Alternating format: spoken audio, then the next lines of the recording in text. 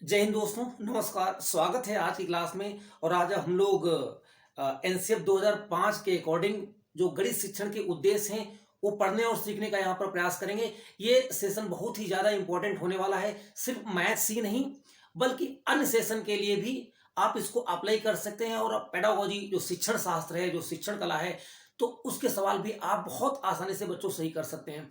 तो आइए हम लोग स्टार्ट करते हैं और आपको बारी बारी से इनका इंपॉर्टेंट बताते हैं। बच्चों, ध्यान देना कि टीचर वो नहीं होता जो अपने बच्चों की प्यास बुझाता है, बल्कि टीचर वो है जो अपने बच्चों को प्यासा बनाता है।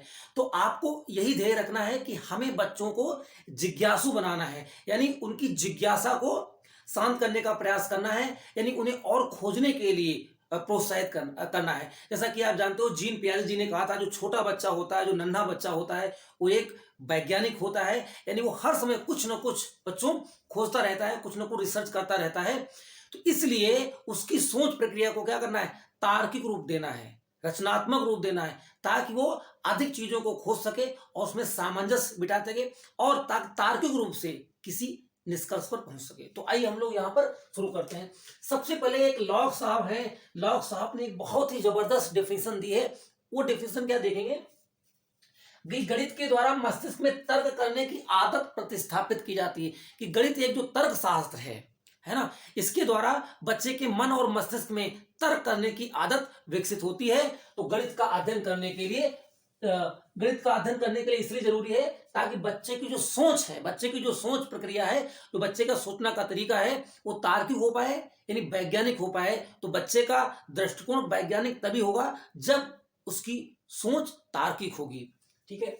अब आइए, डेविड व्हीलर ने बहुत ही जबरदस्त बात कही थी कि बहुत सारा गणित जानने के बजाय यह जानना आवश्यक है, यह जानना आवश्यक है कि गणितीकरण कैसे किया जाए।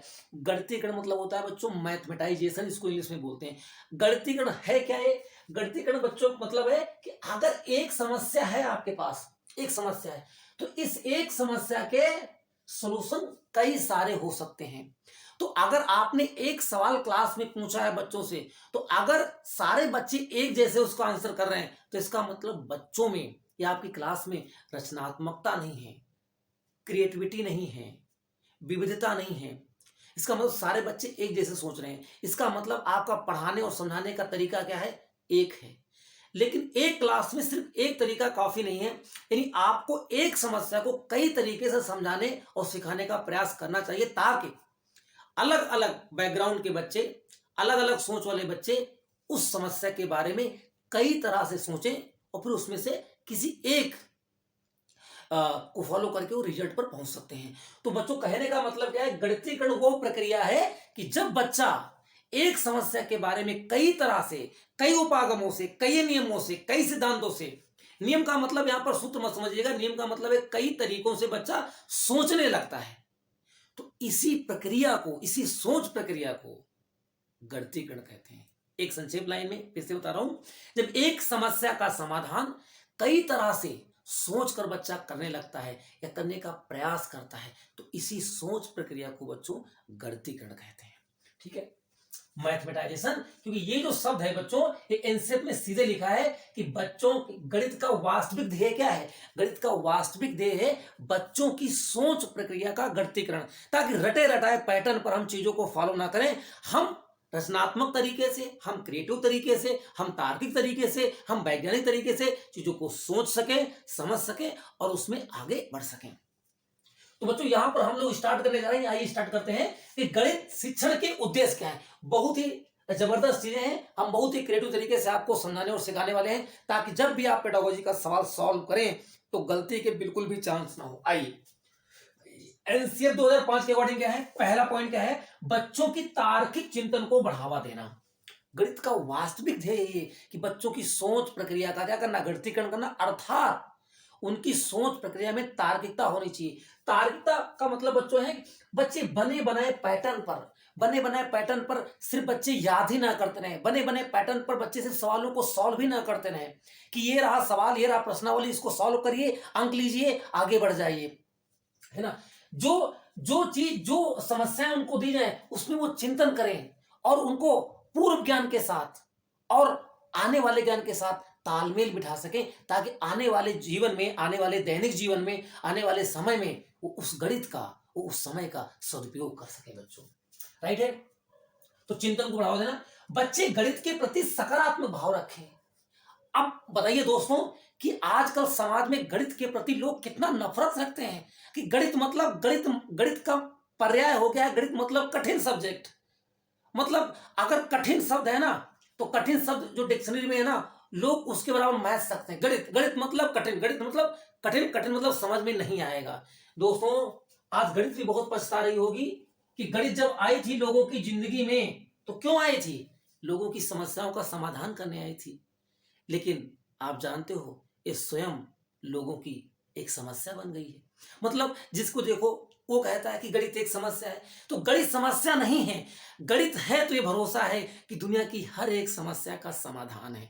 इसलिए दोस्तों गणित एक समस्या नहीं, बल्कि गणित आपके जीवन में जो समस्याएं हैं, जो कठिनाइयां हैं, उनका समाधान करने आई है। तो आइए गणित को समझें और दूसरों को समझाएं, ताकि हमारी सोच तार्किक हो सके, हम अपने दैनिक जीवन की समस्याओं को बेहतर तरीके से समझ सकें और आगे बढ़ सकें।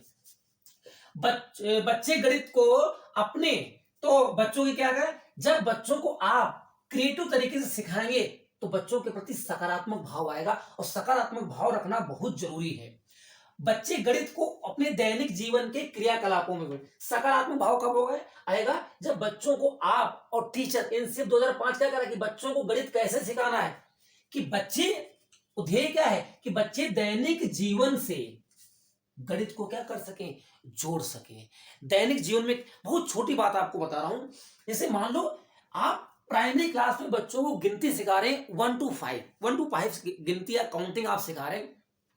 तो जब काउंटिंग सिखाएं तो मान लो आपको 4 तक सिखाना है, तो आप बच्चे से ऐसे पूछे कि बेटा आपके घर में कौन कौन है ना, तो आपके फैमिली में कौन कौन से मेंबर हैं, कितने लोग रहते हैं, तो बताएंगे वो अपने father, mother, grandfather, grandmother, brother, sister. तो अब आप काउंटिंग इस तरह से सिखाइए कि 1 means father, 2 means mother, 3 mean, ऐसे इस तरीके से आपको ना क्या करना है, संदर्भ यानी रेफरेंस के माध्यम से सिखाना है। तो जो बच्चों का जो सीखना है वो ज्यादा परमानेंट होगा, ज्यादा स्थायी होगा। तो इसी को क्या बोला जाता है यहाँ पर, दैनिक जीवन से। तो इस तरह के बहुत सारी चीजें हैं, जो भी आप सिखाइए वो दैनिक जीवन सिखाइए। यही गणित शिक्षण का क्या है बच्चों, उद्देश्य है। बच्चों की सोच प्रक्रिया का गणितीकरण करना, हमने डिटेल में आपको बताया कि सोच प्रक्रिया का गणितीकरण, बच्चों कहने का मतलब क्या है कि एक समस्या को कई तरीके से सॉल्व करने की क्षमता आनी चाहिए। और ये कब संभव होगा बच्चों, ये तभी संभव होगा जब बच्चे के अंदर क्रिएटिविटी होगी, यानी जब हम क्रिएटिव तरीके से समस्या को सॉल्व कर रहे होंगे या बच्चे को सिखा रहे होंगे, तभी उसके अंदर रचनात्मकता आएगी, और तभी वो एक समस्या का समाधान कई तरह से, कई नियमों से, कई उपागमों से, कई तरीकों से करेगा, और तभी उसकी सोच प्रक्रिया का क्या होगा, एक्सरसाइज होगी, यानी सोच प्रक्रिया का गणितीकरण होगा। आइए दोस्तों यहां पर बढ़ते हैं कि इसमें बच्चे गणित में आनंद लेना सीखें, है ना। जो निरस्ता का भाव है, ये सारी निरस्ता यहां से क्या हो जाए, मिट जाए। और जब बच्चों को आपको उदाहरण से, मूर्त रूप से, उनके दैनिक जीवन से संबंधित करते हुए गणित आप जब पढ़ाएंगे और उनको अवसर देंगे कि उनको खोजने के लिए, उनको ये जो नीला गगन है ना, नीला आसमान है ना, इस नीले आसमान के नीचे सीखने के लिए, रिसर्च करने के लिए, खोजबीन करके आप उनको छोड़ दीजिए, और आप दूर से उनको क्या करिए, देखिए, और फिर जहां कहीं भी उनको समस्या होती है, उनको एज अ गाइड आप क्या करिए, सहयोग करें, है ना। तो बच्चे गणित में आनंद लेना सीखें, और आनंद लेना बहुत जरूरी है, क्योंकि जब हम किसी चीज को रुचिपूर्वक, इंटरेस्ट के साथ करते हैं, तो वो जो चीजें होती हैं वो ज्यादा स्थायी होती हैं, है ना। गणित के प्रति निरस्ता का भाव त्यागना है, यानी एनसीएफ 2005 ये भी कह रहा है कि गणित की जो निरस्ता है, देखो गणित की जो प्रकृति है वो तार्किक होती है। ये कोई डाउट नहीं है कि गणित में निरस्ता नहीं है, गणित में बहुत निरस्ता है। क्यों? क्योंकि गणित में जो अंक हैं वो क्या हैं, सिर्फ अंक और यानी सिंबल हैं। तो यहां पर कोई मूर्त रूप नहीं है, तो अमूर्तता है, इसी के कारण गणित में क्या है, निरस्ता है। लेकिन निरस्ता को दूर करने के लिए आपको बच्चों को क्या करना है, मूर्त रूप से, उदाहरण से, सरल से, इन अलग अलग प्रकार के क्रिएटिव तरीके से आपको बच्चों को पढ़ाने और सिखाने का प्रयास करना, ये एनसीएफ 2005 कहता है। ठीक है, बच्चे प्रभावी गणित सीखें। प्रभावी का मतलब है अपने काम की, है ना, ताकि आगे आने वाले समय में इस समाज में वो सामंजस्य स्थापित कर पाए और आगे का जीवन उनका और बेहतर हो पाए, ऐसे ही उनको गणित क्या करनी है, सीखना है। बच्चों को स्वयं आनंदमय तरीके से समस्या समाधान करने के लिए प्रेरित करना। ठीक है ना, आप बच्चों को अवसर दीजिए, बच्चे स्वयं समस्याओं का समाधान करने के लिए प्रयास करेंगे और जब वो स्वयं प्रयास करेंगे तो कुछ गलतियां करेंगे और फिर वहां से सीखेंगे, तो उनका जो सीखना है वो ज्यादा स्थायी होगा और वो फिर आगे जाकर के उसमें बेहतर कर पाएंगे। ठीक है, तो क्या यहां पर लिखा है, बच्चों को स्वयं आनंदमय तरीके से समस्या समाधान करने के लिए प्रेरित करना। यहां पर इसका मतलब ये भी है कि आप एक टीचर के लिए, बच्चे के लिए आप एक उपदेशक नहीं है कि आप सिर्फ जाइए, आप उपदेश दीजिए और बच्चा सिर्फ सुनता रहे। नहीं, आपको उपदेश नहीं देना है, आप सीखने के अवसर दीजिए। बच्चा स्वयं एक्टिविटी करेगा तो ज्यादा बेहतर तरीके से सीखा। आपको अवसर देना है और बच्चा एक्टिविटी करेगा और वहां से वो बेहतर तरीके से सीख पाएगा। गणित में सफलता सभी के लिए आवश्यक है। एनसीएफ 2005 कहता है कि गणित में सफलता सभी के लिए आवश्यक है, यानी यहां पर किसी प्रकार का कोई भेदभाव नहीं है। प्रत्येक बच्चा जो स्कूल जाता है उसको गणित सीखना ही है ताकि उसकी सोच प्रक्रिया का गणितीकरण हो सके, यानी उसकी जो सोच है वो तार्किक हो सके और उसकी सोच में वैज्ञानिक दृष्टिकोण आ सके दोस्तों, है ना। इसलिए इनसे क्या कहता है, क्या लिखा है कि गणित में सफलता प्रत्येक या सभी के लिए क्या आवश्यक है। और एक बहुत जबरदस्त बात लिखी है, हर कोई गणित सीख सकता है।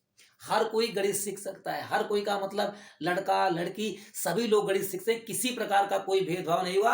आप ऐसा बिल्कुल भी नहीं कह सकते हैं कि लड़कियां गणित में कमजोर होती हैं या लड़के गणित में ज्यादा स्मार्ट होते हैं, है ना।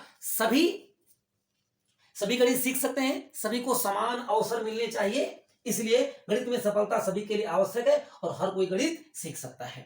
ठीक है, इस पॉइंट को बहुत इंपॉर्टेंट है। बेसिक मैथ्स, एनसीएफ 2005 का गणित शिक्षण का उद्देश्य क्या है कि बच्चे को बेसिक मैथ सिखानी है। बेसिक मैथ में बच्चों क्या क्या आता है, आपको अर्थमेटिक पढ़ानी है, यानी आपको अंक गणित पढ़ानी है, आपको बेसिक रेखा गणित पढ़ानी है, आपको बीज गणित पढ़ानी है, यानी बेसिक जो मैथ्स है उस बेसिक मैथ्स का आपको बच्चे से परिचय कराना है। ठीक है, ये बेसिक मैथ्स है।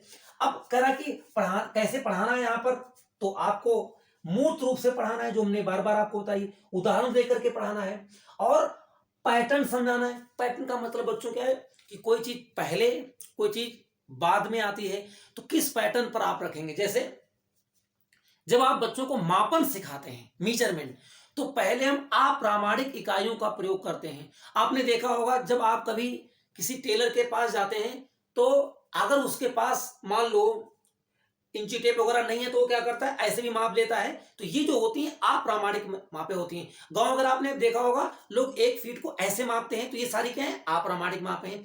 इसी प्रकार से बच्चा जो होता है वो पहले अप्रामाणिक माप से सीखता है। कैसे, कोई चीज ऊपर है कोई चीज नीचे है, इस प्रकार से, है ना। ऐसे यह कोई चीज है, कोई चीज ऊपर है कोई चीज नीचे है, कोई चीज छोटी है कोई चीज बड़ी है। तो इस तरीके से बच्चा सीखता है कि कोई चीज बड़ी है कोई चीज कैसे छोटी है।